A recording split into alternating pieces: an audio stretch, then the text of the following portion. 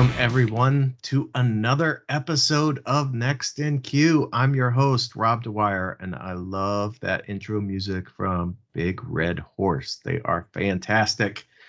Today, I am joined by Margarita Palacios, a friend of mine from Santiago de Querétaro in Mexico.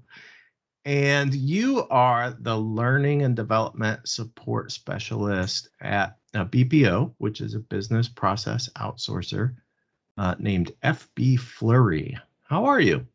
I'm doing pretty good. Thank you. I'm excited to be here. A little nervous, not going to lie, but yeah, I'm excited. No need for you to be nervous. It's just a conversation. One of the things that I tell everyone about the show and when I talk to people about coming onto the show is that I really always want to get a wide variety of perspectives in this business. And I don't want to always be talking to people with a CEO title or an owner title. I want to talk to people who bring a wide variety of perspectives, and that includes training, quality, operations, all of these different pieces. And you are involved in a lot of those little pieces within your current company, but obviously you've grown as a lot of people do, starting as an agent at one time. But before all of that, what was it that you were doing before you got into the contact center business? So before I actually started with the same company. This is my first experience in a call center setting. But before I came here, I was actually an English teacher. So I was teaching people here in Mexico how to speak English. And one day I decided, okay, well, this has been fun. I want to see what else is out there. And I started looking around, and the first thing that popped up that caught my attention is that the ad was in English. And I'm used to seeing Spanish everywhere. And I was like, oh, what's that? I want to see what that's all about. And it ended up being for bilingual call center agent. And I'd never thought about working in a call center before. I think I'd only seen it in a couple movies. And I was like, okay, let's try it. Let's see how it goes. And so, yeah, I started with that background in teaching as English as a second language. I used to do classes for businesses so that they would know how to communicate with their other clients. I used to work with kids sometimes, high school kids, little kids, everyone. We were training The whole gamut. The whole family. Yeah, so that's how I started, was with teaching, and I just wanted to branch out a little bit from there. And I answered an ad that I found, I think, in a job posting site. Okay. And so that first gig in the contact center, that was with Speed Commerce, which eventually rebranded as FB Flurry, but that's where you are today. Yep. And so with Speed Commerce, what did you think about that initial stepping into an agent role? I'm thinking the first couple of weeks, what were your thoughts about this? Was this I don't know about this? Were you scared to get on the phones, or how did you feel about it? So the first thing that I really liked is that everything, for the most part, was in English. Even being in Mexico, it's all American clientele that's here. So that was the first thing. And I was like, oh, I get to speak my native language all day. Sign me up for that. But yeah, when I first started, I very much came in with the idea of this is going to be good for a couple months. I'm going to keep my options open. Probably won't stay very long, just to test it out and see what's going on. But that was the idea when I first started here, and the first week or so through the training process. And then it kind of just grows on you, and you start getting really good at stuff. And so then it just ended up continuing, and it never really stopped there. Yeah. So you mentioned that English is actually your native language. So are you originally from there, or are you from somewhere else? So I was born in Puebla, Mexico. here in Mexico. Okay. My mom is a gringa, as we would call them. So she's American. She's from Yeah. Ohio. She and my dad met when they were in the States, and they came down for a bit. I was born here, and then we went back up as a family for pretty much my whole childhood. I think I was only a couple months old when we left Mexico, and we came back when I was around 15 and a half, 16. Okay. And so was that in Ohio? Is that where you grew up? We actually grew up in California. Okay, My what part? mother's dad lived in California, very north. Like we were about a 4-hour drive from Oregon, like way Okay. up in the north. Yeah. Yeah. All right. So it it makes a little more sense to me, but I definitely want to talk about. So you were at FB Flurry or excuse me, Speed Commerce for a while, and then you made a transition. You actually came back to the States for a little bit. So tell us about that, because I want to talk a Yeah. little about that. So I'm actually an aspiring writer. I have a couple different writing projects going on right now.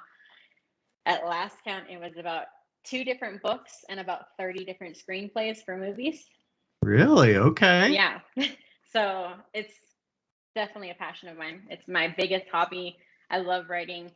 It even comes up in like I'll have a random dream, and when I wake up, I'm like, oh my gosh, write that down. That would be a great movie. We got to get working on this. And so I have a whole bunch of screenplays that are either halfway through or a fourth way through. And so I ended up leaving Speed Commerce for a bit, or FB Flurry at that time. And I went up to the States because I wanted to try to get that like ball rolling, because the dream someday eventually is to get those made into movies and see the name on the big screen and Yeah. everything like that. So yeah, I had gone up for a while. And I was taking a break from the call center side of things. And I said, this is my chance. I'm going to go. It was around the time that movie La La Land came out, really inspired people. So I was like, it's my time. So I went up for a while, yeah, to see if we could get something working with those. Yeah. You did end up in a contact center of sorts eventually Yeah, in Spokane. So you went way north, I went way up north. Washington State. Yeah, I mean, you might as well have ended up in Canada. You were almost Pretty there. much. So let's talk about that, because that's a different type of call center environment entirely, I think, that you were in. And I'm really curious to learn more about that experience from you.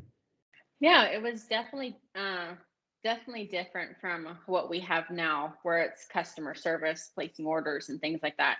I went up actually because friends of mine that I met in California, spent a whole bunch of years knowing them. They moved to Spokane, and they were like, well, why don't you come up? You can start up here, eventually move down to the LA area, and you can start doing things down there.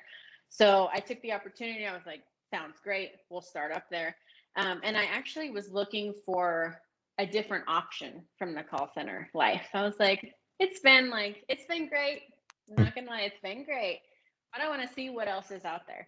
And with my experience, I actually was randomly looking for jobs one day, and one popped up that said 911 call operator. And I was like, wow. So you're in the action, but definitely safer because you're behind the phone. Nothing too dangerous, but you're still helping people. So maybe I'll try that. And I ended up applying for it, but thinking, not going to happen. Like, there's no way. I have no law enforcement background. It's not going to happen at all. But because of the call center experience I had, they were Mhm. like, we want you. That's great because you already know how to talk with people on the phone. And they actually told me it's because of the call center experience that we're interested, because we can imagine you probably have some stories of some customers that are a little intense and you know how to handle people without being face to face. And so it was because of the experience I had here that I was actually able to get the job and do so well in the job in a 911 environment. But it is extremely different from a regular call center. Yeah, I imagine. So I wonder, did you find that? Well, I guess I have a lot of questions. So, number one is like the volume of calls coming in significantly different. I mean, are there more breaks in between on a regular basis in that? It's funny because it really all depends on the day. And they Yeah. have three different shifts for the most part. You'll have your like morning shift, which is usually like 7 to 3 kind of thing. You'll have your afternoon shift, 3 to 11, and then you'll have your graveyard shift. And it all depends on what shift you're in and what day of the week it is. Because some days it's really busy in the mornings, and other days there's nothing to do in the mornings. So it's kind of like a mix. And so no matter what shift you get, it's all going to be different depending on the day because it's Yeah. weird how that ends up working out. Yeah. Yeah. Weird things happen at random times, I guess. And that holds true even of emergency situations. So, knowing that, my next question about that really is, did you find that environment to be more stressful than a typical contact center environment, or was it not? I would say if it was a very calm day, nothing happening too bad, it was very similar to you're just taking calls, you're helping people out, you're getting them in contact with the right people, or you're explaining random little things that are going on. But there are definitely some very high stressful times in that job. That's actually one of the jobs that I realized how important mental health is because you handle some calls are just silly, to be honest. Some calls you get are just silly, like my neighbor blew leaves into my yard and I need the chief of police. And you're like, no, no, you do not. But you also have, some very, very serious, intense calls that happen. And those tend to be much more stressful than a regular call center job. Something that's actually involved in the whole interview process is to do psychological testing on the people who will work there to make sure that they'll be able to handle the stress and handle the different kinds of calls that are being taken. So there's some times where it's just very calm and everyone's pretty chill and relaxed. And there's others that are definitely more stressful than a regular call center, just because you're there for someone in one of their worst moments. And so you have to really be able to focus on the call and not let anything in the call affect you. And then it Right. kind of just hits you at the end of the call like, whoa, that was a lot. I need to take a little break. I think we've all worked in a contact center environment, those of us who have worked in a contact center where either it was us taking a call or maybe a peer taking a call where it was a really stressful call, right? Maybe it was an angry customer and they need a moment to themselves. Were you able to get those moments, and was there any other type of assistance within that environment? Because some of those calls would be, I would imagine, right, more often you get calls that are really stressful. Yeah. Yeah, they actually had in this specific branch that I was in, they had what we used to call the nap room. And it was like this futon that was super comfortable with fuzzy blankets and pillows. And I think there was even a teddy bear at one time. And it was for those times where it was just, you need a break. They had in another section like a little massage chair so that you could just like go and relax. They had a little gym in case you needed to run off some stress or just like kind of take your mind off of it. And they were always extremely, extremely like understanding of, hey, I can see you across the room. I know you're having a tough call. When you're Yeah. done, take a break. Come back when you're ready. They were very, very good about making sure that they were like taking or putting attention to everyone's mental health. Yeah. Well, that's good. And I think certainly depending on the environment that you're in, some get more stressful than others.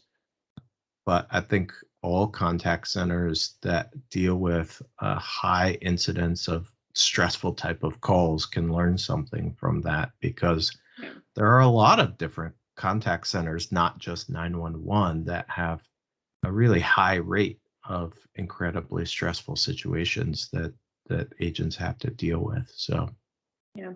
Something I It's really real. liked about it, honestly, is that you got to finish your day. And even if you had just silly calls the whole day, or whether you had stressful calls, no matter what kind of day you had on calls, you got to finish your day knowing you helped people, which is a little bit more like in normal call centers also you have that like, oh, I helped some people, but you know that it really mattered. It wasn't someone's items were missing. It wasn't, it It's, was like it was a serious situation, and you feel very like accomplished and very fulfilled at the end of the day of, okay, it was a stressful day, but I helped people today. And so it was really a good experience for me because I got to feel like I was doing something good at the end of the day. yeah, I would absolutely imagine. So you ended up coming back to Mexico. What brought you back home, or Yeah, your I other came home? back. I came back for a while to be closer to family. And Okay. I came back also because me and my fiance decided time to get married. We're going to do this finally. After 5 years, it's time. We're ready to go. All right. So, So yeah, he finally got the guts. yes, That's what happened. I was just waiting for him. So, yeah, I 'Cause- came back. I came back same FB Flurry. This is like the call center family. I left for a bit and I came back. And then eventually the plan is to go back up once paperwork is done and everything like that. So okay, I haven't let go of fantastic. my dream just yet. I'm still working towards it. That's good to hear. That is absolutely good to hear. So, you've kind of moved up through the ranks more than once. So what kind of different things have you done within, Speed Commerce slash FB Flurry? Because you've held a number of different roles there. Yeah, I've kind of been everywhere, which I like. I like changing it up every once in a while.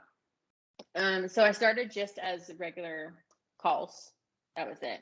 And then we started moving towards live chat and emails. And then it was removed from calls. You go on live chat and your emails. That helped with my writing because I can write really, really fast. And grammar, spelling, all of that was good. So I was able to move to that pretty fast. And then we got onto a special, or I got onto a special department that we call client support, which basically means if there's issues with orders that an agent can't handle at an agent level, those get escalated to the client support team. And then we handle all problems with orders. And then from there was an opening that came up to be a teacher, to be the trainer for FB Flurry. And I was like, please pick me. I have experience with teaching. I have experience with planning lesson plans, and I know the brands, I know the systems. Please, please pick me. And I actually got interested in it because I have gone through a few different, just throughout my life, a few different trainings that have just been horrible. And you really see the difference between what a good training can accomplish. So you either have people coming out of those training doors saying, like, I'm ready to go. I can handle any situation that comes at me. Just throw me into whatever. I got this. Or you have the kind that are like, I think maybe I can do this. I'm not really sure. And I saw the difference that it had in my team members to have a really good training versus a really bad training. And you never want to see someone come out of training confused or worried about what they're supposed to be doing. So when the opportunity opened up to be a trainer, I was like, please pick me because I know how big of a difference I can make for everyone else coming in. And so we started with that. And during that first section, when I became the trainer, I also started becoming content coordinator. So I was making my own training material. We had this whole section of back to basics, which were little presentations I would send out every week of, hitting those basics you saw back in training. It could be you've been on the floor for months, you've been on the floor for years. Everyone, we're going to talk about communication this week. And these are your keys of communication. And next week, we're going to talk about dealing with stressful customers. These are the types of customer profiles, and this is how you handle each one. And these are the phrases. Maybe don't use that phrase with this kind of customer. Right. So we started with we started with training, and then it went to content coordinator, and I made those presentations. I ended up making kind of like a knowledge base for the team also. So little mini guides that they were able to find. We did it all virtually so that they were able to be a bit more independent. Because if you can get your team independent, they get more confident. And as soon as they get more confident, that's when their calls start going up, because they're like, I got this, I can do this. Yeah. I love that periodic kind of going back and revisiting things, even if they're somewhat basic, because a lot of things get, whether it's they get forgotten or they're no longer in focus or people slide into bad habits, those kind of refreshers can help remind people, oh yeah, this is effective, or this really works. And that really helps continually. That continual reinforcement is what really drives that home, because you can Yeah. see something and hear something and learn something once, but if you don't ever use it, say goodbye. It's going to go Yeah. away. And it worked really good for me to go back and see those articles, because after having a few years of experience working on the phones and then being away from the phones for a bit, you start to forget some stuff, because your brain is a sponge. If you don't keep putting information, it's just going to be like, I don't remember. So it was a good like refresher to go back. And so that's why I like doing with the agents, especially the ones that had been out of training for so long, because it was like, don't forget, here's some good tips. And it helps, of course, with your quality assurance, their confidence. It helps the supervisors have to hold less hands, because they're being able to handle things on their own. And it makes the agents just feel better. Like, I can handle this. I got this. Yeah, absolutely. I'm thinking about as you are going through training, and I think a lot of Americans, I think, sometimes get frustrated with when they talk to outsourced agents who are not in the United States, or they think they're not in the United States, because let's be honest, sometimes they are in the United States, Mhm. and they don't think they're in the United States. But I think a lot of that boils down to really two things. And one is an accent, but there are all types of accents in the United States. Yeah. And I think Americans more and more understand that just hearing an accent doesn't really mean anything. The part that I think is the biggest challenge, and I'm wondering how valuable is it for you, having grown up in the States, are those idioms, the things that are unique phrases, or even just a word that, from a translation standpoint, right, this is the right word. But Yeah. to an American ear in this particular context, you're like, maybe not. Maybe not say that. Yeah. So, how difficult is that, do you find, for those agents where, number one, English is a second language, but number two, really just aren't exposed to the volume of those American idioms? I would say that it definitely has an effect. Um, the agents really, well, at least our agents, we show them really how to work around those kinds of situations when they're not really sure what the customer's talking about. And really, it has to do a lot with just active listening, to try and pick up on everything else. And that one piece you don't understand, it's like, it should be okay, because we got everything else really taken care of. Yeah. But yeah, what I really like is that the agent group that we have right now are very comfortable knowing that I come with the native language. And so they come up to me when they have like those weird little phrases, like, what does this even mean? And so then we explain it, and then we talk about like how they can use it. And then sometimes they'll actually pick it up and start using it in their own calls, because they understand it now. Sometimes it is a challenge, definitely. But recently we've noticed that some of our more younger clients don't use them as much as the little older clients. And it makes it a little bit easier for them, because then they don't have to worry about not understanding weird little sayings that we say. Right. Yeah, absolutely. That active listening thing, I think, is a key, regardless of where you are, what language you're speaking, what country you're in. When you are uh, focused on a customer and listening to them, really listening to them, it makes the world of difference no matter what.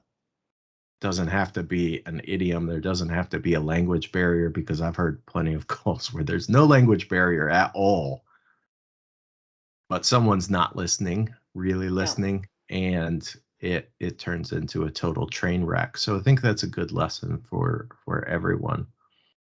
Tell me about this sweatshirt you got on, because that Oh, I like. I like that a my lot. Stormtrooper sweatshirt. I had to come on representing a bit of Star Wars. I had to. Well, you know that for me, that is close to my heart, near and dear, as you can see behind me. I think, Yeah. Noticed it a little bit. Just a yeah, tiny bit. I think everyone gets a little bit of Star Wars there. So I'm glad to see that you're repping the Star Wars gear. It warms my heart. Sounds like your plans are to come back to the States and to write. But within the contact center, what's next for you? What are you looking forward to in the very near future? That's what for me is exciting, is that I have doors open. I really like moving forward. And even if eventually this is not the career path that I follow, I'm always looking for how I can get better, how I can do more for my team, how I can just in general help more, or go to the next step, go to the next level. So even if nothing is written in stone right now of what's the next step, it's actually exciting for me, because it's like a new challenge. Like whatever comes up, I'm going to be ready for it, and I will figure it out as I go. But yeah, it's exciting because you don't know. Yeah, for sure. Okay, real deal here. How many storylines do you have that are born out of a contact center? Not one. Not one? I should probably make some. How is that even possible with like I know. all the different kind of customers that people talk to and all of the people in the contact center? You don't have a single storyline? I don't actually think I have one. Um, yeah, I don't think. I mean, I'm pretty sure that somewhere in one story, one or two people that I've crossed paths with have a little tiny bit of a character in there. But to have a full on storyline, I'll have to I'll have to write a movie about that one. I mean, there it is. You're welcome. I'll take it This as is homework. Don't worry. this is going to be a big hit in a few Yeah, years. blockbuster. Look out. Blockbuster. Yeah, you can get Robert Rodriguez to direct I it. mean, obviously. There will be explosions. I don't know how that fits into the contact center, but it'll be It'll really happen. Don't worry. exciting. Yeah. I'll make sure it all links. We'll have continuity throughout the whole entire thing. Yeah. I think this is definitely a thing that needs to happen. And I would like some type of, like, maybe just a special thanks on the Yeah, roll or something like just that. a credit that comes up. Yeah. Just yeah. Yeah. And It'll be something. I've got a band that can do some music for the Oh, perfect. for the movie Perfect. as well. Be really exciting. Well, listen, Maggie, it's been so great to have you on Next in Queue. It's I been really fun. I liked appreciate it. it. Yeah? Yeah. Yeah, Okay, it's well, fun. that's good. It's the first time I'm doing something like this. So that's why I had the nerves at the beginning, but it's really cool. It's fun. We'll have to do it again when I'm famous making movies. We'll be like, we'll have another where is she 10 years from now? That, and you know what? Maybe, just saying, maybe there's a part in the movie for a bald guy with Who a likes beard Star Wars? who likes Star Wars. Yeah, maybe there's a part in there Definitely. somewhere. I'll find So something. you tell Robert that you know a guy, and then you can just let me know, and Yeah. we'll make it happen. We'll find something for you. Don't worry.